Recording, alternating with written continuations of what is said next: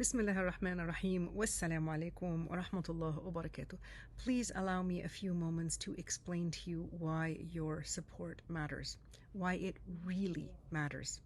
Throughout my personal and professional life, I have come into contact with countless Muslims, both men and women, who are struggling to understand the relevance of Islam and particularly the Quran to their daily lives.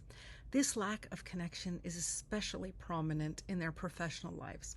Many Muslims simply do not know how to approach the Quran to seek guidance on questions specific to their professional concerns. I suspect that many researchers and practitioners share this observation, and many are searching for a method to address problems like, I'm a medical doctor and I need to know how to address assisted dying. I am a researcher on climate change and I wonder what the Quran tells us about the environment. The halal label does not include cruelty-free criteria. Is halal only in the slaughtering technique of animals?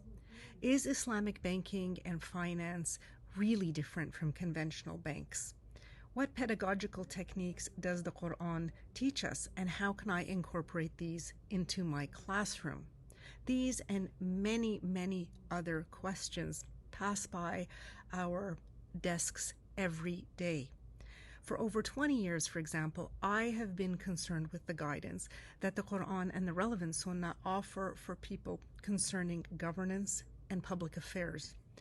The classical maqasid that many Muslims may be familiar with of the preservation of faith, life, mind, progeny, wealth, and dignity are important, but they can only take us so far. These essentials, as the scholars classified them, were actually articulated to explain what the rulings aim to achieve. They serve as an ethical framework and a litmus test for the output of jurists. Now, to understand the guidance in the Quran and Sunnah, we have to go beyond the rulings. The rulings are important, but they cannot be isolated from the concepts, objectives, universal laws, values, actors, and proofs that necessarily contextualize them both in the revelation and in our lived realities. So ensuring that the rulings contribute to the achievement of the preservation of faith, life, mind, wealth, progeny, and dignity will always be important. But that does not offer us a way to centralize Allah's guidance in our lives, in the diversity of our concerns, consistently and authentically. The Maqasid methodology is not necessarily an ethical framework for the law, articulated as it was in response to what appeared to be the law's betrayal of the Sharia's higher objectives, or more correctly, the understanding of the jurists' betrayal of the higher objectives. But rather, it is a way of returning to the Quran and Sunnah to understand the purposefulness of the entirety of the text, of creation, of connectivity, and consequently of the ways that humans must interact to secure the infinite paths through which diversity leads to the flourishing of human and other communities. So if we were to take as an example the field of policy, conventionally we would define policy as a path of action or inaction that a public authority takes to address a problem or take advantage of an opportunity. Now, if we were studying this issue using the Maqasid methodology from the revelation, it would not allow us to stop there.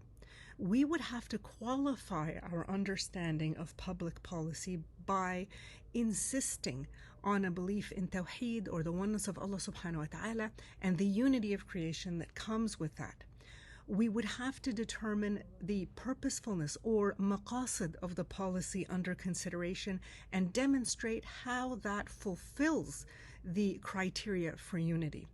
We would have to implement a process of collective decision-making, or shura, to bring in the stakeholders that are involved in this process. And finally, we would have to have a monitoring and evaluation process that ensures that we are moving towards rectification or islah.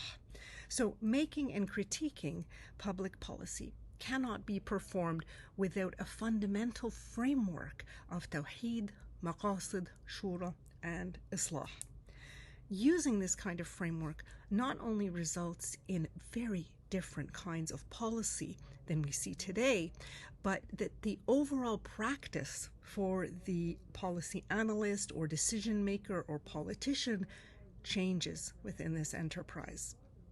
The Maqasid methodology has the potential to make significant contributions to our understanding of the practice of Islam in a multitude of fields, an Islam that is relevant for the world in which we live today. Now, raising funds for this kind of work is not easy. Many people would rather support traditional causes, but the world cannot change without ideas. Through thought and application that support such change. Allah does not change the condition of a people until or unless they change what is within themselves. We need ideas. We need to know the guidance that is available to us in revelation in our moment in time. We need to support the scholars that are producing this knowledge based on a robust methodology that centralizes the Quran and the Sunnah. Those who study revelation with an eye to understanding and addressing modern challenges, who never lose sight of Allah's overriding command of mercy and justice and equity and attachment. Your generous support will help us with our work in research, education, and community. With your help, we can demonstrate the purposefulness and connectivity of all created matter and the interdependence that is so fundamental to the flourishing of human and other communities. Through your support, we will do our best to inspire men, women, and youth to see how the revelation supports their personal and professional lives and our collective well-being in this world and the next.